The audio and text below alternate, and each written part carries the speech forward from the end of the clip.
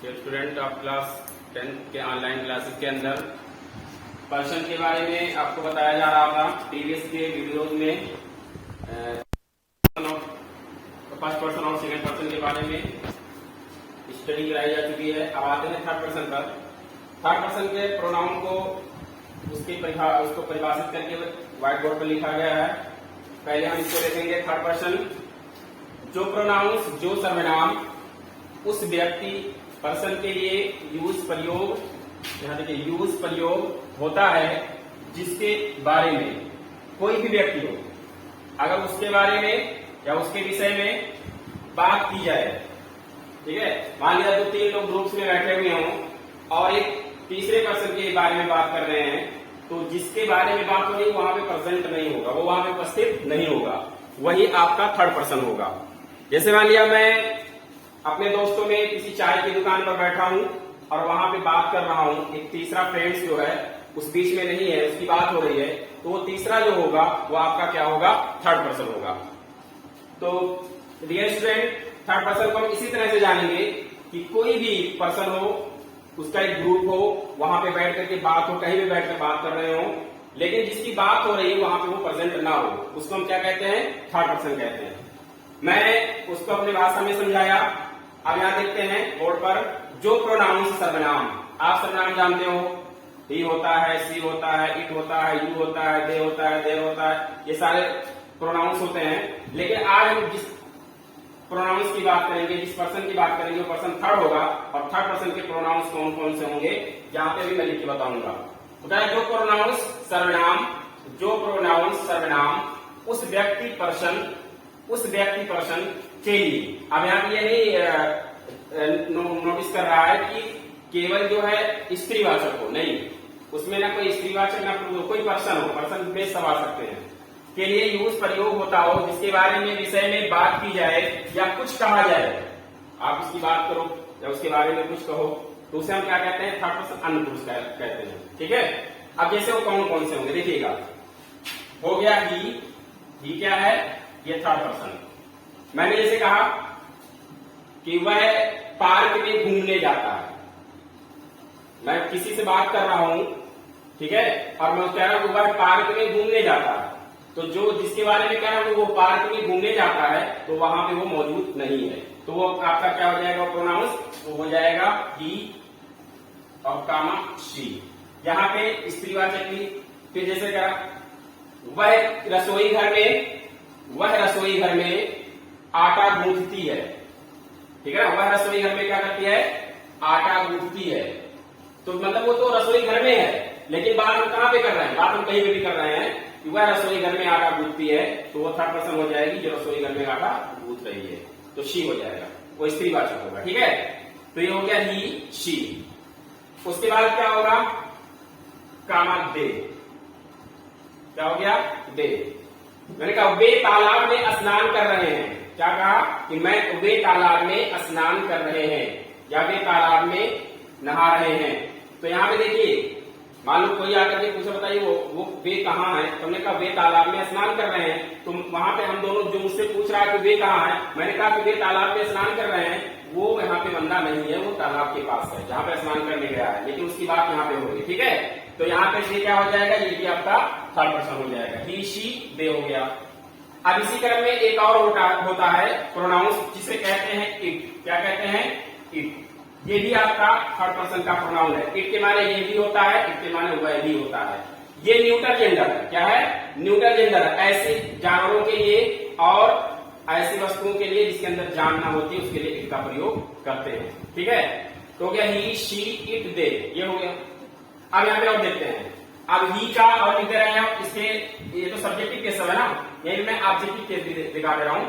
हो गया जैसे ही का हो जाएगा हिम, ही का क्या हो जाएगा, ऑब्जेक्टिव केस हिम। ये भी आपका प्रोनाउंस है, लेकिन ये ऑब्जेक्टिव केस में है। अब ही का अगर पॉजिटिव केस क्या होगा, तो ही का जो पॉजिटिव केस होगा वो क्या हो जाएगा, हीज हो जाएगा। क्या हो जाएगा, हीज। फिर इसी क्रम में चलते हैं शी पर। सी का ऑब्जेक्टिव केस क्या बनेगा, हर, और सी का पॉजिटिव केस, और एक सी का ऑब्जेक्टिव केस हर और सी का पॉजिटिव केस क्या होगा, हर्ष होगा। ठीक है, इसी तरह से दे को देखते हैं, डेलिएट प्रोनाउंस है, किस पर्सन का प्रोनाउन है, थर्ड पर्सन का प्रोनाउन है। दे का ऑब्जेक्टिव केस क्या होता है, देम, और दे का पॉजिटिव केस क्या हो जाएगा, देयर, और बेटा होगा देयर्स। ठीक है, इसी तरह से इट पे चलते हैं। इट भी आपका एक थर्ड पर्सन का प्रोनाउन है जो न्यूट्रल जेंडर में है। ये उन लोग ऐसे पर्सन के लिए प्रयोग में लाते हैं, ऐसी चीजों के लिए प्रयोग में लाते हैं, ऐसे नाउन के लिए प्रयोग में लाते हैं जिसके अंदर जान नहीं होती है। ठीक है, अब ये देखिए इट का क्या हो जाएगा, इट ऑब्जेक्टिव क्या बनेगा, इट, और इसका पॉजिटिव केस क्या बनेगा, इट्स हो जाएगा। ठीक, अब देखिए ये हो गया ना, he, she, they, it, him, his, her, hers, them, theirs, theirs, it, its. ये आपके क्या हो गए, ये आपके थर्ड पर्सन के सब्जेक्टिव केस, जिसको नॉमिनेटिव केस कहते हैं, ऑब्जेक्टिव केस और पॉजिटिव केस के प्रोनाउंस हो गए।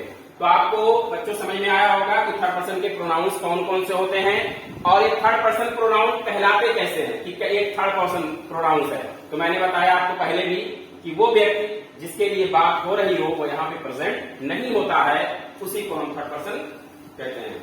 अब यहाँ देखिए, इसको चार्ट के माध्यम से मैं आपको बताने जा रहा हूं। चार्ट के माध्यम से, chart of third person, case, कारक, मैस्कुलिन जेंडर, मैस्कुलिन जेंडर। अब यहाँ जेंडर की बात आई तो जेंडर भी यहाँ पे क्लियर कर दिया हूं।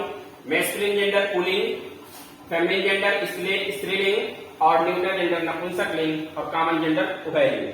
ठीक है, मैस्कुलिन जेंडर जिसमें पुरुषवाचक, जिसमें पुरुष पुल्लिंग की बात करता हो, पुरुष की बात करता हो, आपका मैस्कुलिन जेंडर होगा। जिसमें स्त्रीवाचक प्रोनाउंस की संज्ञा की बात है, क्या कहते हैं, फेमिनिन जेंडर। जिसमें नपुंसकलिंग वो जेंडर होता है जिसमें ना कोई जान होती है, ऐसे चीजों के लिए उसको न्यूट्रल जेंडर कहते हैं। कॉमन जेंडर जिसमें मैस्कुलिन और फेमिनिन दोनों का हो, वो आपका क्या हो जाएगा, कॉमन जेंडर होता है। अब आते हैं इसके थर्ड पर्सन के चार्ट के माध्यम से जो बताएगा नॉमिनेटिव केस कर्ता कारक में। देखिएगा मैस्कुलिन जेंडर, ये नॉमिनेटिव केस क्या है, ही, और ये मैस्कुलिन जेंडर में है जिसको पुल्लिंग कहते हैं। किसमें है, मैस्कुलिन जेंडर पुल्लिंग, इसको हिंदी में कहते हैं वर्ब। ठीक है, अब कह रहा है कि नॉमिनेटिव केस का स्त्रीवाचक का जो थर्ड पर्सन का प्रोनाउंस होता है वो क्या होता है, शी होता है, और ये आपका क्या है, फेमिनिन जेंडर है। क्या है, फेमिनिन जेंडर। ठीक, अब ये दोनों के लिए जैसे एग्जाम्पल में आप बहुत सारे एग्जाम्पल बना सकते हैं। एग्जाम्पल अगर मैं यहाँ बोलता जाऊं तो कम से कम 1 मिनट के अंदर 10-15 एग्जाम्पल तो बोल ही दूंगा, ही और सी पर। ठीक है, या तो उसमें ये आना चाहिए, वह आना चाहिए, लेकिन वहां पे जाता है, जाती है, खाता है, खाती है, सोता है, सोती है, पढ़ता है, पढ़ती है, इस तरह से आना चाहिए। तब वहां पे क्लियर होगा कि कौन आपका मैस्कुलिन है और कौन आपका फेमिनिन है। नेक्स्ट है न्यूट्रल जेंडर। अब न्यूट्रल जेंडर क्या होता है, इट होता है, और ये भी आपका क्या है, ये भी आपका नॉमिनेटिव केस है, और ये सब्जेक्ट का स्थान लेता है। जैसे क्या मैंने कहा, आज क्या है, आज शुक्रवार है, इट इज फ्राइडे टुडे। आज क्या है, शुक्रवार है, इट इज फ्राइडे टुडे। तो यहाँ पे मैंने नॉमिनेटिव केस के रूप में किसका प्रयोग किया, सब्जेक्ट के स्थान पे इट का प्रयोग किया, और ये क्या है, न्यूट्रल जेंडर है। इसके माने ये भी होता है और वह भी होता है। ठीक, अब उसके बाद चलते हैं, आपका 3 जेंडर क्लियर हो गया, 3 नॉमिनेटिव केस के प्रोनाउंस, ही, शी, इट, और चौथा जो है वो आपका दे, ये भी आपका थर्ड पर्सन का प्रोनाउन है, ये कॉमन जेंडर है। क्या है, कॉमन जेंडर है। जैसे मैंने कहा कि कक्षा में, वे कक्षा में पढ़ाते हैं, फिर मैंने कहा वे कक्षा में पढ़ाती हैं, तो दोनों जो पढ़ा रहे कक्षा में वो टीचर है ना, जो कक्षा में पढ़ाने गए हैं वो कौन है, टीचर है ना। तो वहां पे ये नहीं कह रहा कि वो स्त्रीवाचक पुरुषवाचक, टीचर मतलब अगर आ गया कि वे कक्षा में पढ़ाते हैं तो वो अध्यापिका भी हो सकती है और अध्यापक भी हो सकते हैं।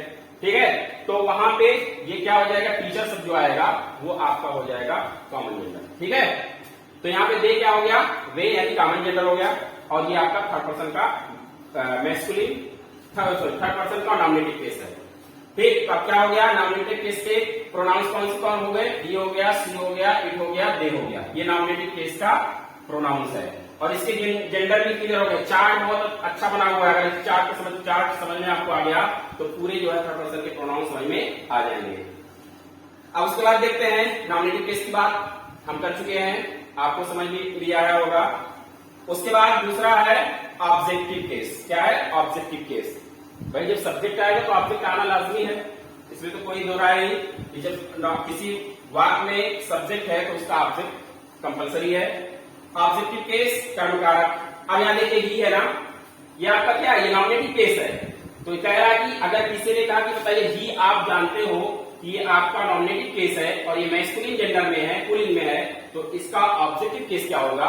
तो देखिएगा ऑब्जेक्टिव केस इसका होगा हिम। क्या होगा? हिम। हिम केवल एक पुरुष के लिए प्रयोग में लाया जाता है ऑब्जेक्ट के स्थान पर। ठीक है, जैसे ही एक पुरुष के लिए लाया जाता है। ठीक है, तो यहाँ पे इनके माने क्या हो जाएगा? उसे या उसको। ठीक, तो आपका क्या हो गया? ऑब्जेक्टिव केस, यानी ही का ऑब्जेक्टिव केस क्या बना? हिम बना।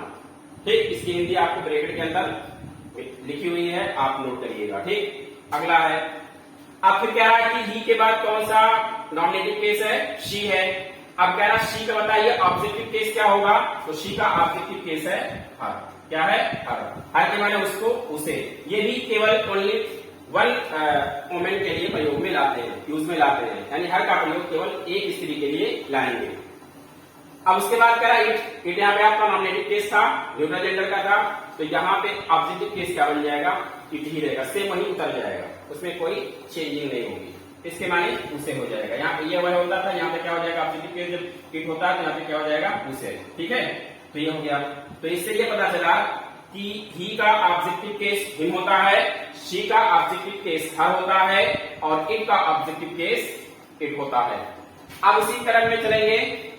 दे क्या है? ये भी थर्ड पर्सन का प्रोनाउन है, नॉमिनेटिव केस में है। इसका ऑब्जेक्टिव केस क्या होगा?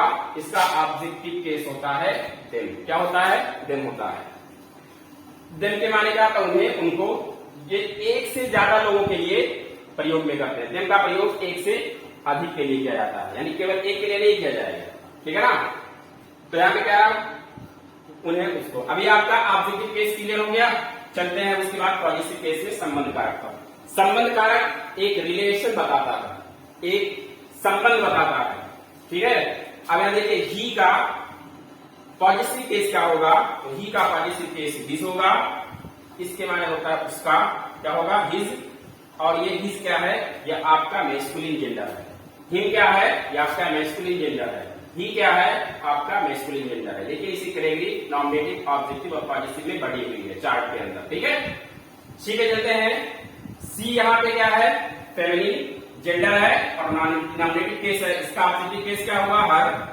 अब क्या है? इसी सी का पॉजिटिव केस क्या बनेगा? ये बनेगा हर और हर्ष बनेगा, होगा। क्या होगा? हर और हर्ष, उसकी, है ना? तो यानी ये पता है हिज और हर और हर्ष ये क्या होंगे? थर्ड पर्सन के पॉजिटिव केस हो गए। ठीक है, उसके बाद चलते हैं इट पर। इट क्या होगा? इट्स। इट्स इसके माने उसका होता है, ये भी आपका क्या है? पॉजिटिव केस है और न्यूट्रल जेंडर है। फिर उसके बाद दे का क्या रहा? पॉजिटिव केस क्या होता है? देयर और देयर्स होता है, उनके, है ना? तो यहाँ का पॉजिटिव केस दे का क्या होगा? देयर और देयर्स होता है। तो इस चार्ट के माध्यम से आपको समझ में आया होगा कि थर्ड पर्सन के प्रोनाउन में किस तरह से तीन पार्ट्स में नॉमिनेटिव, ऑब्जेक्टिव और पॉजिटिव केस में डिवाइडेशन हुआ है और इसके कौन से सर्वनाम, कौन से प्रोनाउन मैस्कुलिन, फेमिनिन, न्यूट्रल और कॉमन जेंडर हैं। तो इसको आपको समझ में आएगा, उसके नोट्स बनाइएगा।